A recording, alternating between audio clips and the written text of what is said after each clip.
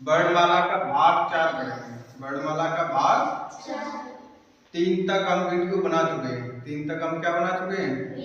Video बना चुके हैं और स्वरों का अध्ययन कर चुके हैं। स्वरों का अध्ययन कर चुके हैं। तो आज हम उच्चारण के आधार पर स्वरों का अध्ययन करेंगे। किसके आधार पर करेंगे? उच्चारण के आधार पर। जिसको हमारे स्वरों से संबंधित वीडियो देखनी है वो हमारी वीडियो के डिस्क्रिप्शन बॉक्स में जाए और लिंक मिल जाएगा। क्या मिल जाएगा? लिंक पर क्लिक करेंगे, सभी वीडियो ओपन हो जाएंगी। वहां से जाकर वर्णमाला से संबंधित जो भी वीडियो देखनी है वो हमारी वीडियो वहीं पर मिल जाएंगी। बात समझ गए कि नहीं? तो आज हम किसके आधार पर पढ़ेंगे? उच्चारण के आधार पर स्वरों के भेद। उच्चारण क्या होते हैं कि हमारी 5 स्वर तंत्रियां होती हैं। कितनी स्वर तंत्रियां होती है? मूल रूप से 5। अब 5 को हम ट्रिक से याद करेंगे। किससे याद करेंगे? ट्रिक से याद करेंगे। और ट्रिक है KTM2। KTM2 KTM2 DU2। ठीक है।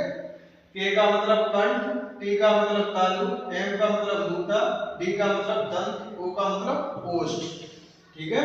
तो हमारी स्वर तंत्रियां कुल कितनी होती हैं? 5। जिसमें कंठ से कौन कौन से स्वर बोले जाते हैं? छोटा और बड़ा। तो कंठ सब लोग जानते होंगे। कंठ कहाँ होता है? ये। ठीक है।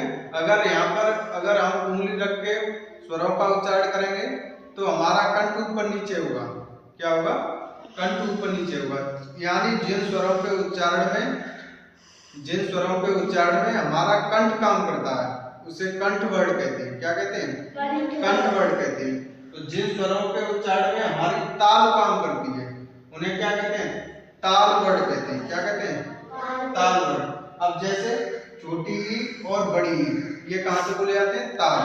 ताल हमारी होती है दांतों से हल्का ऊपर का हिस्सा। दांतों से हल्का सा ऊपर का हिस्सा वो होती है हमारी ताल। ताल से अगर हल्का सा ऊपर और बढ़ेंगे यानी जहां पर पट्टी सी है, देखो जीभ लगा के देखो, दरारें सी हैं ऊपर है, तो वो दरार वाला हिस्सा वही होता है हमारा मूर्धा। वही हमारा क्या होता है? मूर्धा में हमारी जीभ कंपन करती है। क्या करती है? कंपन का मतलब होता है वाइब्रेट करती है। हमारी जीभ क्या करती है? वाइब्रेट करती है और हमारी जीभ मुड़ जाती है। हमारी जीभ क्या हो जाती है? आगे से मुड़ जाती है। उसी को हम कहते हैं मूर्धा। उसे हम क्या कहते हैं? मूर्धा से केवल एक वर्ड बोला जाता है स्वरों में, वो है रे। कौन है वो? ऋषि। ठीक है। दंत से कोई स्वर बोला नहीं जाता है। दंत से कोई स्वर बोला नहीं जाता। अब ओष्ठ की बात करें, उ। जिन स्वरों के बोलने पर ओठ काम करते हैं, जिन स्वरों के उच्चारण में हमारे ओठ काम करते हैं, जैसे बोल के देखो उ, ओठ आगे की तरफ जा रहे हैं तो उन्हें बोलेंगे ओष्ठ वर्ड। क्या बोलेंगे? ओष्ठ वर्ड। जैसे छोटा ऊ और बड़ा ऊ, ये कहां से बोले जाते हैं? ओष्ठ से बोले जाते हैं। ऐसे ही इनसे मिलकर हमारे कुछ स्वर तंत्रियां बनती हैं, जैसे कंठ ताल और कंठ ओष्ठ। कंठ और ताल को मिलाकर कंठोष्ठ, कंठ ताल, और कंठ ओष्ठ को मिलाकर कंठोष्ठ बनता है। बात समझ गए कि? अब इसमें लिखा है कि छोटी ए किससे मिलकर बन रही है? छोटा प्लस छोटी। ये हम पिछली वीडियो में पढ़ चुके हैं। और ऐसे ही बड़ी ए किससे बनती है? छोटा प्लस छोटी ए से मिलकर हमारी क्या बनती है? बड़ी ए। अब छोटा आ का उच्चारण स्थान अभी पढ़ चुके हैं हम। कहां से? कंठ से। और छोटी ई को कहां से बोलते हैं? ताल से। तो दोनों को मिला देंगे तो क्या बनेगा? कंठ ताल। क्या बनेगा? कंठ ताल। ऐसे ही ओ का आ प्लस ऊ से मिलकर बना है। आ प्लस ऊ से मिलकर बना है। आ को कहां से बोलते हैं? कंठ से। ऊ को कहां से बोलते हैं? ओष्ठ से। तो दोनों मिलकर क्या बनेंगे? कंठ ओष्ठ। कंठ ओष्ठ। बात समझ गए कि नहीं? अब प्रश्न बनते हैं कि मूल रूप से स्वर तंत्रियां कितनी होती हैं? तो हम ट्रिक के माध्यम से पढ़ चुके हैं। KTM2। K का मतलब कंठ, T का मतलब तालु, M का मतलब मूर्धा, D का मतलब दंत, O का मतलब ओष्ठ। अब प्रश्न बनता है कि स्वरों को कुल कितने स्थानों से बोला जाता है? तो स्वर देखो कौन कौन से स्थान से बोले जा रहे हैं? कंठ से, तालु से, मूर्धा से, ओष्ठ से, कंठ तालु से, कंठ ओष्ठ से। तो यानी कितने में देखो 1 2 3 4 5 6। तो यानी स्वरों को कुल कितने स्थानों से बोला जाता है? 6 स्थानों से। तो ये लिखा है 6। समझ गए कि नहीं? फिर प्रश्न बनता है कि स्वरों का उच्चारण कहां से नहीं होता है? स्वरों का उच्चारण कहां से नहीं होता है? तो कहां से नहीं होता है? दंत से। दंत में कोई स्वर लिखा है? नहीं लिखा है। तो स्वरों से उच्चारण नहीं होता है। स्वरों का उच्चारण कहां से नहीं होता है? दंत से नहीं होता है। ये प्रश्न कई बार UP police, UP TET, CTET कई परीक्षाओं में पूछा गया है कि स्वरों का उच्चारण कहां से नहीं होता है। तो कहां से नहीं होता है? दंत से। जिन स्वरों के उच्चारण में हमारी जीभ दांतों को टच करती है उसे हम क्या कहते हैं? दंत वर्ण कहते हैं। क्या कहते हैं? दंत वर्ण। तो दंत वर्ण में कोई भी स्वर दंत स्वर है? नहीं है। तो स्वरों का उच्चारण स्थान कहां से नहीं होता है? दंत से नहीं होता है।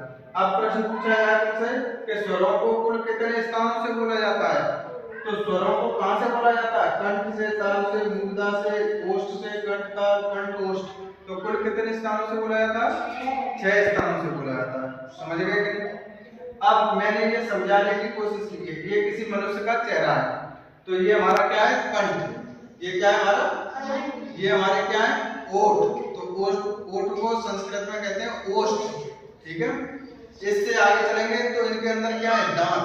तो जहां हमारी जीभ दांतों को टच करेगी वो स्थान क्या कहलाएगा? दंत। ठीक। दांतों से हल्का ऊपर का स्थान अभी मैंने बताया था ताल बोलते हैं। क्या कहते हैं?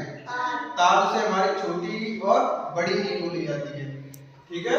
ताल से ऊपर का और हिस्सा जहां पटरी सी बनी हुई है, जीभ से टच करके देखो एक बार।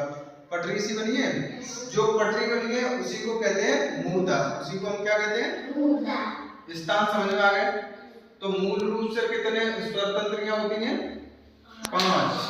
फिर उनसे मिलकर बनते हैं। जैसे कंठ ताल मिलकर बने, कंठ और ताल को मिलाकर कंठ ताल, और कंठ और ओष्ठ को मिलाकर कंठ ओष्ठ। अब अ और ई कहां से मिलकर बनते हैं? अ बोला जाता है कंठ से, ई बोली जाती है ताल से। तो कंठ ताल हो गए। समझ गए? यानी छोटी ए कहां से बोली जाती है? कंठ ताल। बड़ी ए कहां से बोली जाती है? कंठ ताल। ऐसे ही छोटा हो कंठ ओष्ठ, यानी अ को कंठ से, उ को ओष्ठ से, तो मिलकर बने कंठ ओष्ठ। ऐसे ही बड़ा हो कहां से बोला जाएगा? कंठ। अब एक बात समझ में आ गई होगी कि कंठ में कितने स्वर आते हैं। अब प्रश्न पूछा जाए कि कंठ में कितने स्वर आते हैं? तो कितने स्वर आते हैं? 2। ताल में कितने स्वर आते हैं? 2। मूर्धा में कितने स्वर आते हैं? 1। ओष्ठ में कितने स्वर आते हैं? 2। कंठ ताल में कितने स्वर आते हैं? कंठ ताल में 2। कंठ ओष्ठ में कितने स्वर आते हैं? 2। समझ गए कि नहीं? केवल एक मूर्धा ऐसा स्थान है जिसमें एक स्वर आता है। समझ गए कि नहीं? बात समझ गए?